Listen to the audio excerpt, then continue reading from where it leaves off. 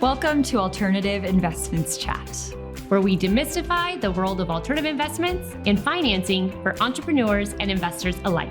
With these discussions, we hope you're more empowered to unlock opportunities in your business or portfolio. I'm Erin. And I'm Erica. Let's get started. Welcome back to another episode of Alternative Investments Chat. Today, we're looking ahead, peering into 2026. It's so close, I can almost taste it. To ask, what are the important trends that should shape crypto's next chapter? Yeah, that's right. We are talking about institutional adoption, stablecoins, regulation, new product structures, and yes, the idea that crypto might be moving from the speculative fringe into something more mainstream. This is kind of an expansion on our episode that we just recorded right before this. Just a little crypto future peering. Exactly. Piercing into the future, right? So we'll draw from the latest research from outlets like Forbes, Medium, NASDAQ, and other financial experts to break it down. Yeah, let's do it. Let's jump in. Head first, right? Okay. Take it away. So let's start with the biggest trend of 2026, institutional adoption. So that's right. The same institutions that once called crypto internet Chuck E. Cheese tokens or pet rock, as you mentioned last time, are now lining up like it's the new cronut craze. Have you ever had a cronut? I have. Would not wait in a line that long. Oh, really? Well, good thing you don't have to wait in a line that long. So I got us some cronuts to try for us today because I've never had one. Wait, did you actually? Yeah, so our producer... Wait, you're a liar! Cronuts, if you'll bring the napkins too, because I know... You're a liar! So I got us some cronuts. I cut them for us. This is the best thing of my life. I cut us little itty pieces on that one since I didn't figure we wanted to shove our whole face into a cronut. So hang on, let's cheers. Cheers. Cheers to cronuts. Oh, it's a one bite. I tried. That's pretty good. So, okay. I might wait in line for that. You'd wait like 3 hours in line for that. Oh, no, but Right. maybe 30 minutes. I'm good too. We're pretty good. I'm pretty good. I'm glad I got those. Just for any of those not listening and not watching on our YouTube channel, please go to our YouTube channel. Watch us shove cronuts into our face. Yeah, this is food ASMR. And they're really good. And they're from the Paris Baguette Bakery Cafe down the street from us. Yeah, I ordered these and I was like dying because I'm like, I'm seriously You're so excited. sweet. And I've got another flavor. Look. I got the lemon one. I did the chocolate and the coffee one for us to taste on air. So there we go. There's our cronut. There's our internet Chuck E. Cheese tokens. Bought those cronuts. I wish, right? Yeah. So these same institutions now have entered digital asset divisions, okay? The people that were waiting in line for cronuts. So why is this? Well, two things. Money finally met math. You know how we always say the math ain't mathin'? Yeah. Well, money finally met math. Math is mathin'. Math is way mathin'. So institutions realize blockchain isn't just memes and moon tuck. It's actually efficient programming infrastructure. Yeah. The second thing is something we've chatted about many a times, FOMO. So client FOMO hits critical mass. Every high net worth client under the age of 50 started asking, can you tell me what's our crypto exposure? Yeah. And What's even our crypto plan? people over 50 have started to ask the question. Yeah, right? So you're exactly right about that. And if you are an advisor, you should have a plan how to answer that question for your client when that inevitably comes around. Yeah. So here is what we are seeing. Pension funds dipping in carefully, like a little testing pool where they could a little feet in. One toe while holding the compliance officer's hands. People are still a little nervous, which is fine. Am I doing this right? Yes, Right. but we still got our floaties on, our little life jackets. But, we're in the water, and that's a big step. Yep. Insurance firms are exploring blockchain for claims processing and yield generation because, let's be honest, spreadsheets from the 90s, no longer maybe cutting it. We have some new technology really that is available. So why not take advantage of the new technology? Exactly. Private equity and real estate funds are issuing tokenized shares. This makes previously illiquid investments, famously illiquid investments, tradable 24/7, or, like you like to say, Erica, that, you could do it in your pajamas at My home. PJ trading. I like my PJ trading. Yep, it's a pastime for you. Yep. And major custodians are rolling out institutional grade cold storage. This is complete with biometric access, like the future, like like enough to save you from the zombie apocalypse outside. Which I think is probably really going to happen. No, I'm just kidding. But. You do an eye scan, they prick your finger, they take your blood, they do all that. They're like, "Are you clean? Yeah. Are you who you say you are? I'll take you in." There you go. But here is the real kicker: they're not just buying crypto anymore; they're actually building products around it. Yeah. And here's just a few of the things we've got from them building those products on it. So Bitcoin and Ether ETFs that trade smoother than your favorite latte art. I always want to learn how to do that, by the way. If anyone wants to teach me a class, I'm totally down for it. So also we have right? What if you were like, and I brought Cronuts. And I also brought a barista to teach us how to do latte art. That would be funny. That would be awesome. No, we don't have enough time. That episode would be really long. That's next time. Bonus content. There we go. Yes. Yeah. So on-chain treasury bills giving short-term yields without that pesky fax machine. Mm-hmm. Does anybody even know what a fax machine is anymore? Not a lot. No. And most of the time it's like a all-in-one, like our scanner, printer, faxer, machiner thing. Machiney thingy, right? Mm-hmm. Okay. So even tokenized private credit platforms where loan participation settles in minutes. Mm-hmm. We talked about that in a previous episode. Now, remember, we're just pretending this is all coming to light, but this is what I think is going to happen in 2026. Uh-huh. But please do not think for 1 minute that this is all rosy and this is going to be absolutely amazing. Mm-hmm. Institutions move like glaciers, slow, deliberate, and occasionally crushing anyone in their way, which, you know what, sometimes when you're in the zone, I run over a few people, not in my car, but walking, So compliance, custody, insurance, and legal options are all hurdles we've got to be aware of. Exactly. Yep. And there's a reason that the regulations are not up to date is because these large institutions, when a bunch of people have a lot of say and have to debate about it, takes a long time for things to come about. Absolutely correct.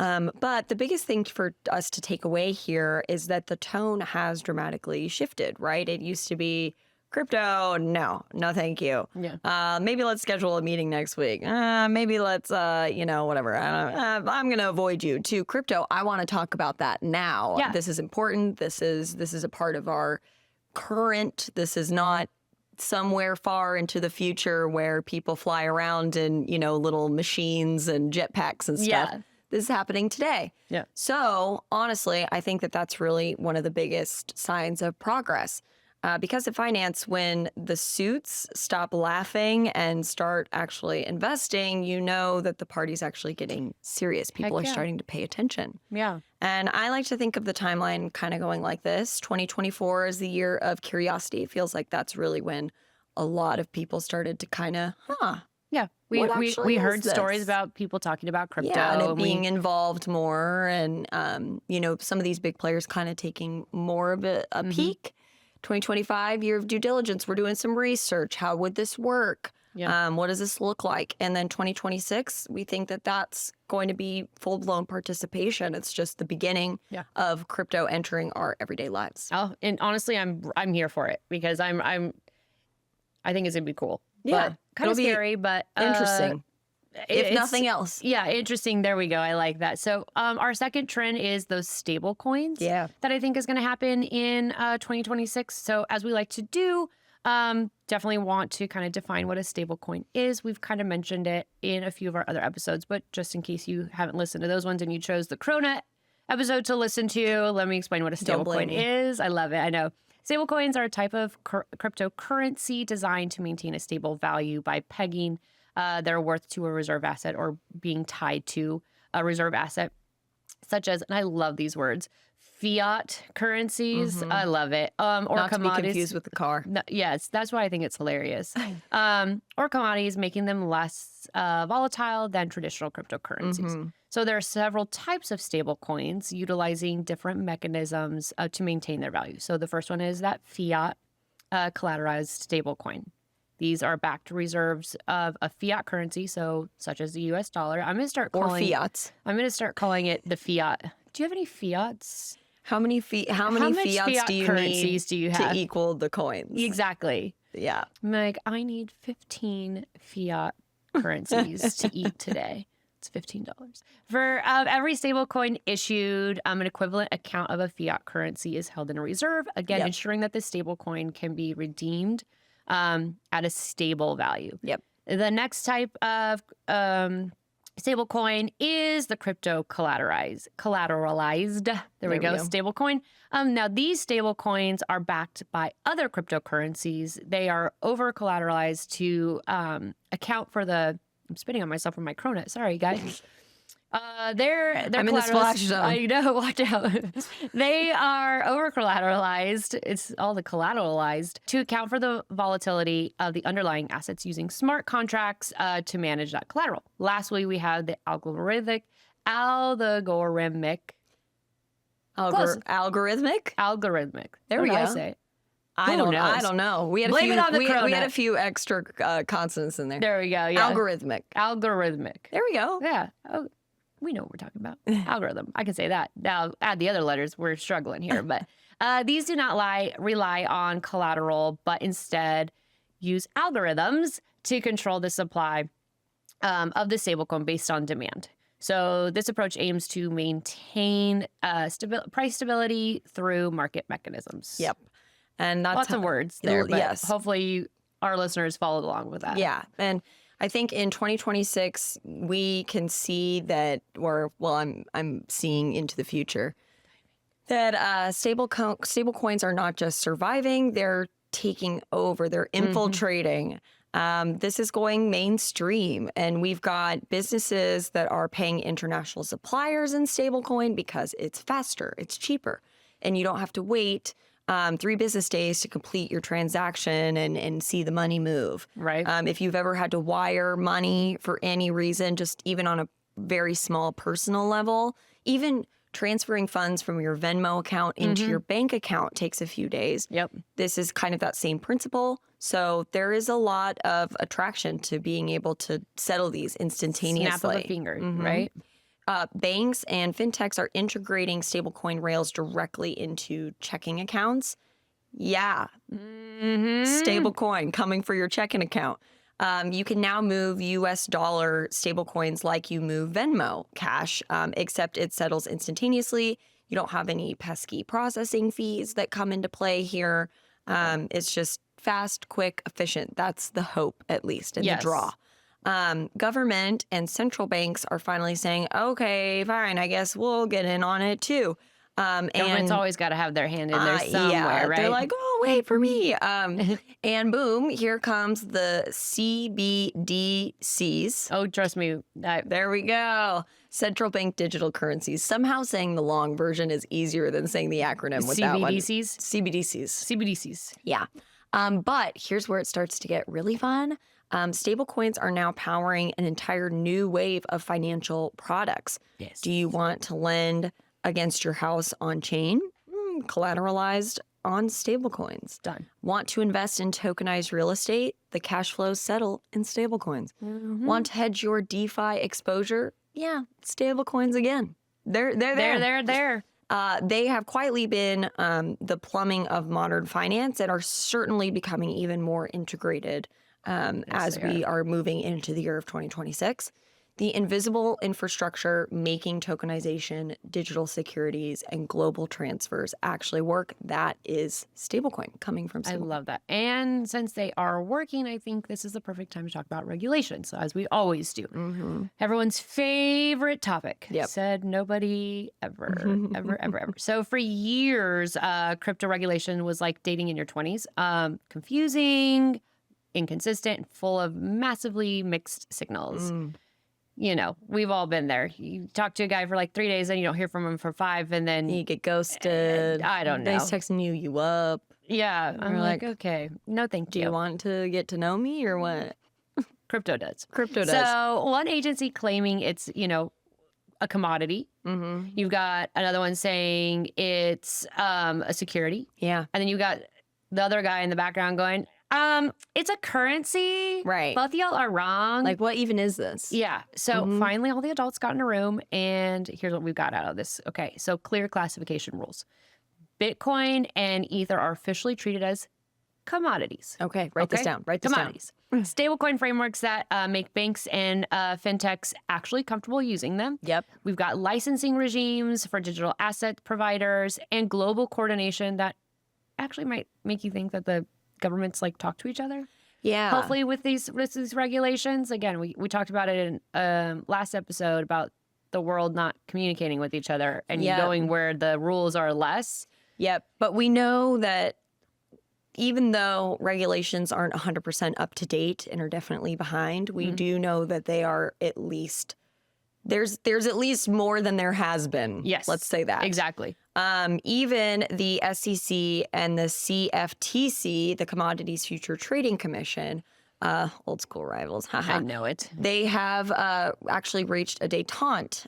Turf wars kind of cooling down. They realize that maybe we both can win, as long as nobody says the word DeFi too loudly. Yeah. And, we can calm this fight down, avoid triggering words. Yeah. And speaking of DeFi or decentralized finance, yes, it's still a regulatory headache, but there's a shift from the staunch shut it down to maybe we can figure this out. I think that people are realizing that, again, you're either going to get on board or get left behind. And, You're right. and so, we've got to figure it out to some degree.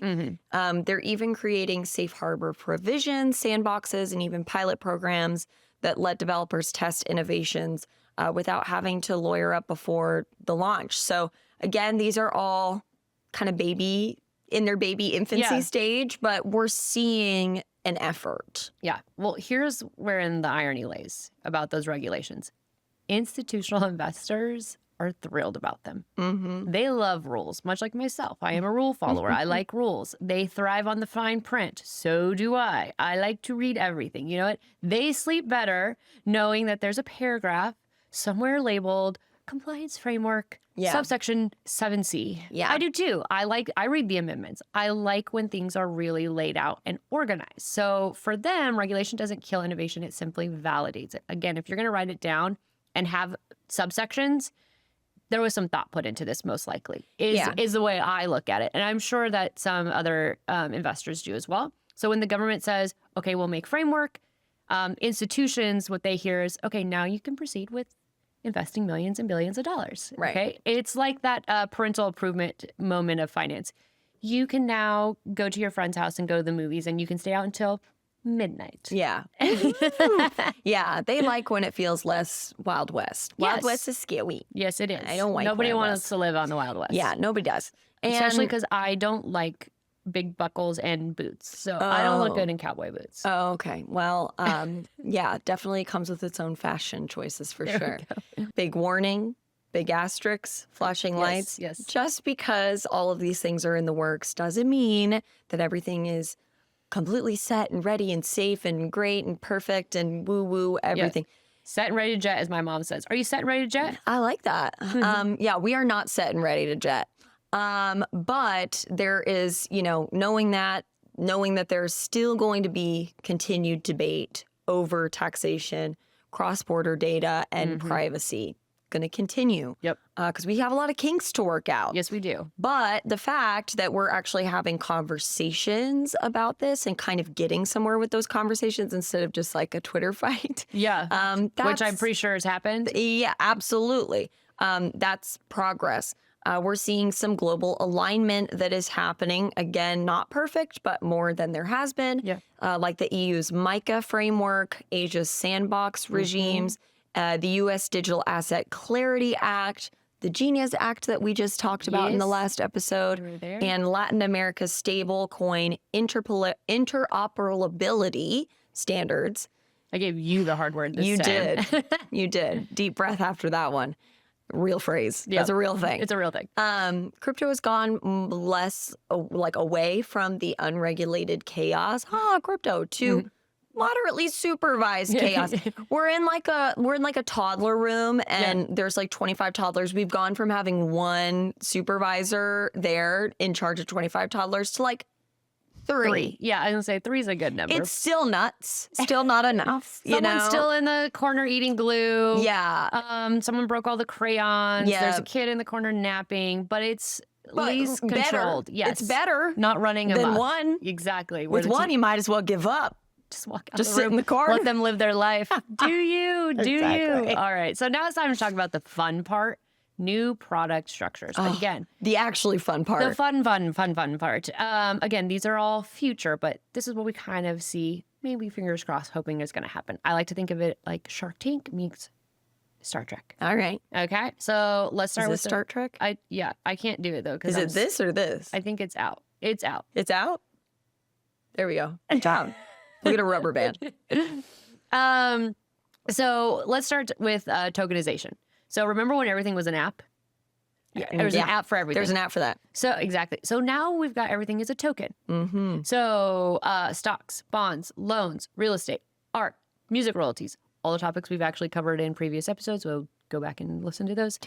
Tune in. Basically, if it can be priced, it can be tokenized. Okay? It's like Oprah in 2010. You get a car, you get a car. And so she's like, you get a token, you get a token, you get a Yeah, exactly. Everybody gets tokens. Yeah. Right? We're excited. That's how everything is happening right now. So those tokens actually represent fractional ownership in assets that used to be locked away from everyday investors. Just think you can invest in a Manhattan skyscraper if you wanted, or even a private credit fund without having to wire millions of dollars now. Okay. You don't have to be a Rockefeller.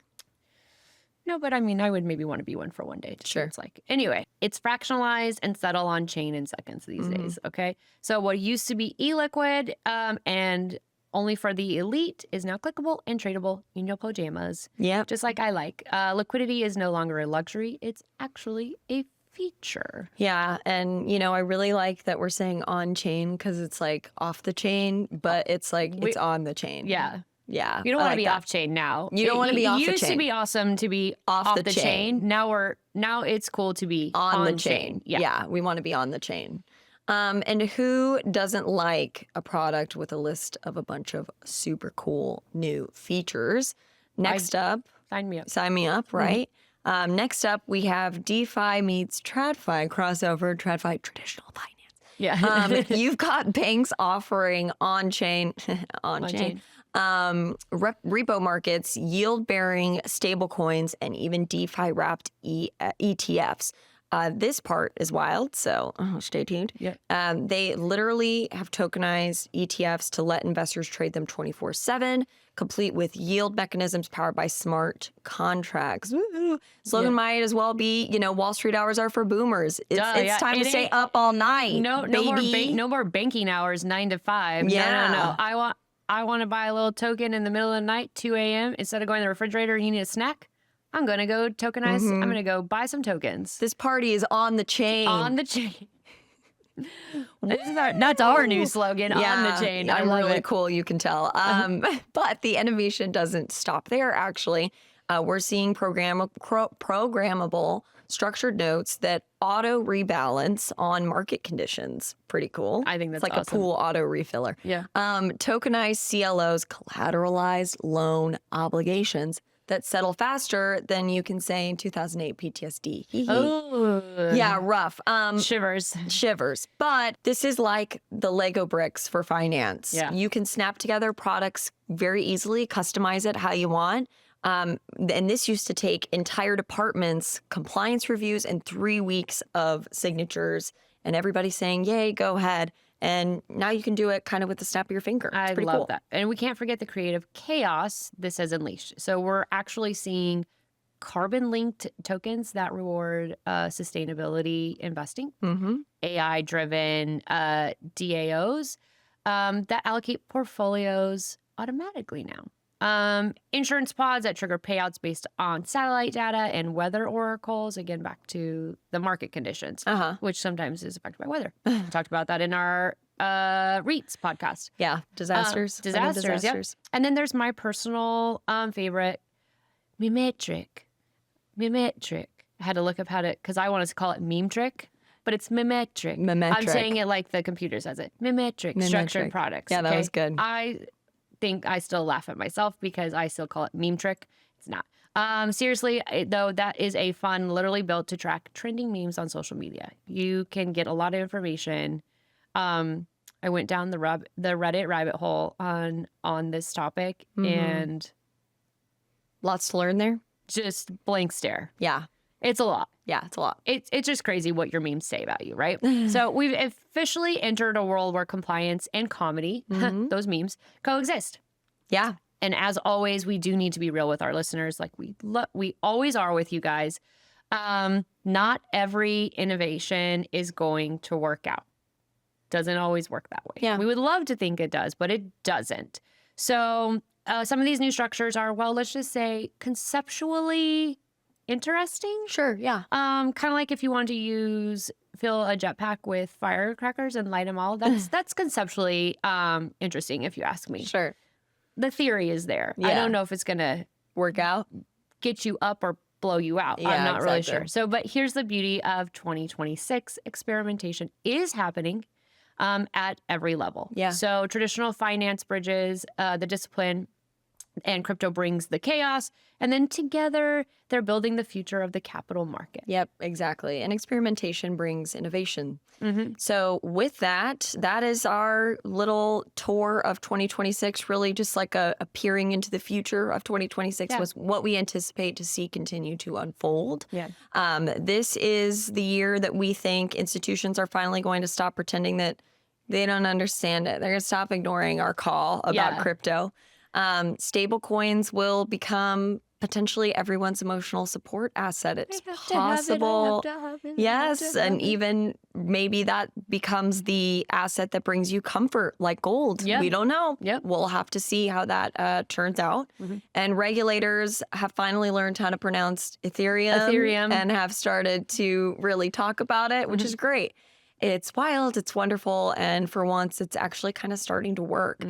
Crypto isn't the rebellious teenager that is begging for attention. But it hasn't lost its spark either. It's still like a shiny new toy that's bringing that creativity about, the innovation, the experimentation, and the belief that money and technology can come together to make the world faster, fairer, and maybe even a little bit weirder in a cool way is still there. It's alive and it's thriving. Yeah. And we're seeing actually a global reset in how people think about money and ownership. It's not crypto versus the world anymore. It's crypto with the world. Yeah. It's messy, but it's progress. Again, it starts with an idea, like we've mentioned.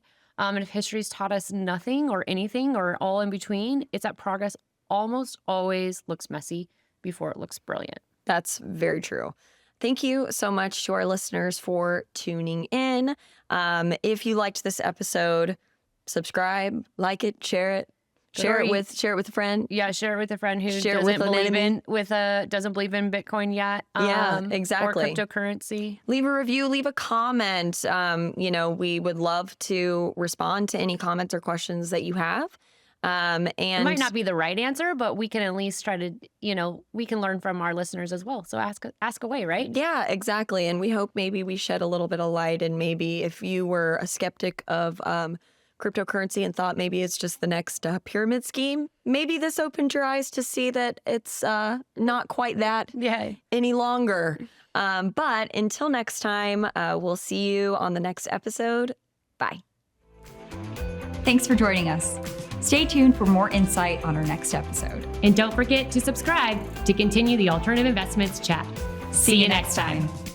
Content provided in this podcast is for informational purposes only and should not be construed as professional, financial, or investment advice. This podcast should not be construed as an offer to sell or a solicitation of any offer to buy any securities. We strongly recommend that you seek advice from a qualified professional before making any financial decisions.